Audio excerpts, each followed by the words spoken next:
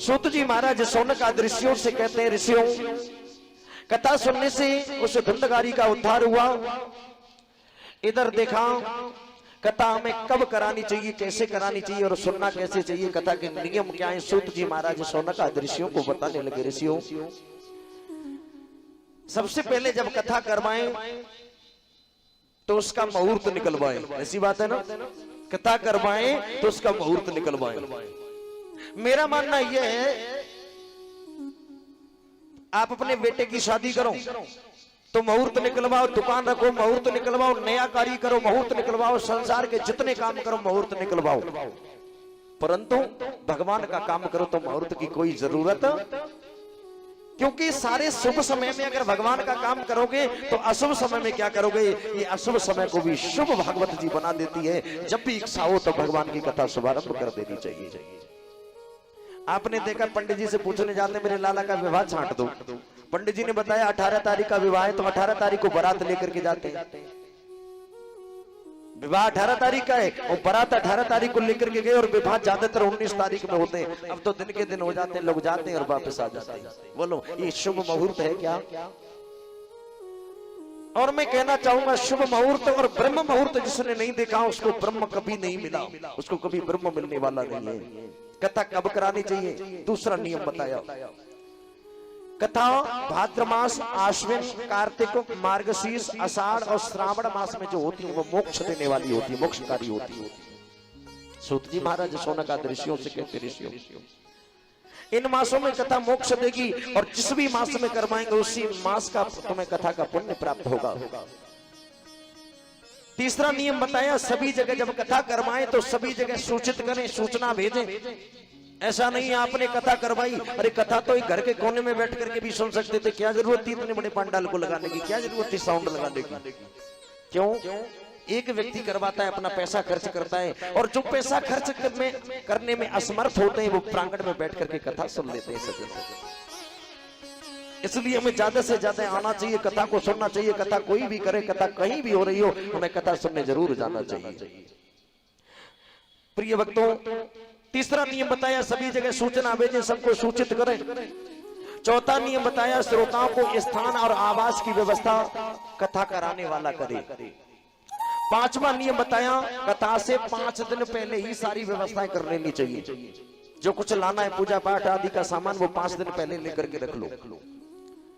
सूत जी महाराज शौनक आदि ऋषियों से 6वां नियम बताते हैं, केले के खंभे और सुंदर मंडप सजाना चाहिए जब कथा करवाएं। सुंदर आसन, चांदनी आदि की व्यवस्था करें। देखिए एक बात याद रखो, हम अच्छे अच्छे वस्त्र पहन करके कथाओं में जाते हैं, अच्छे अच्छे वस्त्र पहन करके जाते हैं। कभी भी कथा में आओ तो एक छोटा सा आसन जरूर लेकर के आओ, क्योंकि कथा में कोई हो ना हो लेकिन हमारे हनुमान जी और राधा मैया तो जरूर कथा में होती है, उनकी गोद में बैठे तो आसन बड़ा सुंदर लगाओ और मन में ये भाव हो कि हम अपने प्रभु की गोद में बैठ करके कथा को सुन रहे हैं। क्यों? कि भगवान हमारा पिता है, भगवान हमारी माता है। इसलिए जब भी आए तो अपने घर से आसन लाए, मंदिर में आसन डालते हैं, आसन अपना लेकर के प्रांगण में आए, कितनी भी बढ़िया बिछाई ऊपर अपना आसन जरूर होना चाहिए सज्जनों। तो बिछाई कभी गंदी नहीं होनी चाहिए, साफ सुथरी होनी चाहिए। 8वां नियम बताया, यदि वक्ता का मुख पूर्व दिशा में हो तो मुख्य श्रोता अर्थात परीक्षित का मुंह उत्तर दिशा में होना चाहिए। यानी वक्ता का मुंह पूर्व दिशा में है तो परीक्षित का मुंह उत्तर दिशा में होना चाहिए। और यदि वक्ता का मुख उत्तर दिशा में हो तो परीक्षित का मुख अर्थात मुख्य यजमान का मुख पूर्व दिशा में होना चाहिए। 9वां नियम बताया, कथा वक्ता वेद शास्त्रों का ज्ञाता व दृष्टांत देने में कुशल होना चाहिए, एक बात को 1000 दृष्टांत देकर के समझा दे। और 10वां नियम बताया, श्रोताओं को कथा वक्ता से नीचे बैठ करके कथा सुननी चाहिए। ये शास्त्र का नियम है, परंतु आपत्ति काले मर्यादा नास्ति। जिन पर नीचे बैठा ही नहीं जाता तो उसका मतलब ये नहीं हम कथा में नहीं आए, तो आसन लेकर के या कुर्सी लेकर के हम बैठ सकते हैं, लेकिन नीचे बैठने वाले को कुर्सी नहीं लेनी चाहिए। नीचे बैठ सकता है तो उसको नीचे बैठना चाहिए, ये नियम कहता है सज्जनों। सूत जी महाराज शौनक आदि ऋषियों से कहने लगे, ऋषियों 11वां नियम बताया, कथा अल्पाहार करके सुननी चाहिए। ये बड़ी महत्व की बात है। लोग एकादशी व्रत रहते हैं। अच्छा, व्रत का मतलब व्रत का मतलब खाली। अब व्रत का मतलब ये तो है नहीं कि वैसे 2 रोटी खाएंगे और जिस दिन व्रत रहे तो कूटे के आटे भी 15 रोटी मारते, 15 किलो केला सुबह से शाम तक साफ, 5 किलो दूध साफ। ये व्रत का मतलब है क्या? बोलो बोलो। अरे व्रत का मतलब तो व्रत से है, लेकिन व्रत वाले दिन ज्यादा खाएंगे, चाहे वैसे रोजाना 2 पूड़ी में ही 2 रोटी में काम चला ले। व्रत वाले दिन साहब काहे बोले व्रत को सामान बन रहा है, काहे बात का व्रत? पेट तो भर ही लिया। अरे व्रत किसका है? पेट तो भर ही लिया। 2 रोटी वैसे खाते, 4 रोटी कूटू के आटे की खा ली। बताओ क्या छोड़ा तुमने? क्या छोड़ा? काहे का व्रत? फिर कहते साहब व्रत रहा हूं लेकिन आज बड़ा तेजाब बन रहा है, एसिड बन रहा है। अरे व्रत का एसिड से कोई संबंध ही नहीं है। तो व्रत रह करके कथा सुने, अल्पाहार करें, यानी कम खाएं या व्रत रहे। आज हम लोग तो व्रत जब भी रहे, वैसे मेरा मानना ये है कि हमें व्रत रहने की कोई आवश्यकता नहीं है। अगर व्रत रहते तो पूर्ण निष्ठा के साथ मेरा पूरा समर्पण भगवान को कर दो। अरे विश्वास के साथ में रह करके तो देखो, सिद्ध भूख लगेगी नहीं, चाहे रोजाना कितनी भूख लगती हो। और यदि आपको भूख लग रही है तो समझ लेना आपकी भगवान के प्रति कतई श्रद्धा नहीं है। व्रत जिस दिन रहे, सुबह से शाम तक लड़के की बहू को कहा अरे जल्दी है व्रत का सामान बना दो। अरे काय बात के व्रत? मन से रहो, श्रद्धा से रहो, उस दिन तुम्हें भूख लगने वाली नहीं है। चलो व्रत न रहा जाए तो अल्पाहार करके कथा सुनो, कम खा के सुनो। भगवान कहते हैं, कृष्ण भगवान गीता में एक श्लोक लिखते हैं, युक्ताहार विहारसु युक्त शोचेसु कर्मसु युक्त शुक्ना बोधसु योगी भवति दुःखा। यानी हम न ज्यादा खाएं न कम खाएं, जो ज्यादा खाता है वो मेरा नहीं हो सकता। और भगवान कृष्ण कहते हैं जो बिल्कुल भूखा रहेगा वो मेरा कदापि नहीं होगा, कभी नहीं होगा। न ज्यादा खाएं न कम खाएं।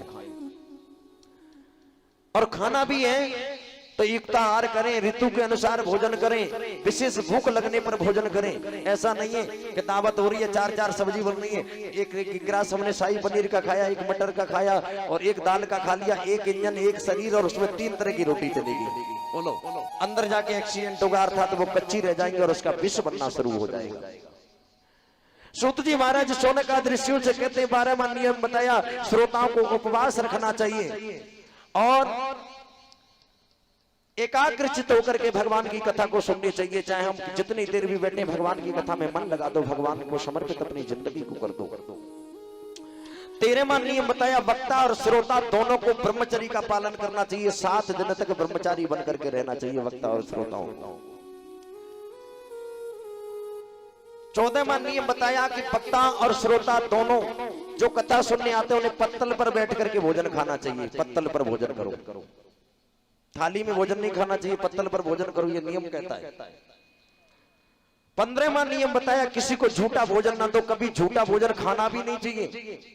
आज पति पत्नी एक ही थाली में लग जाते हैं, कहते हैं शायद यही खाना एक साथ में खाना प्रेम को दर्शाता है क्या? ये प्रेम ही जाते हैं।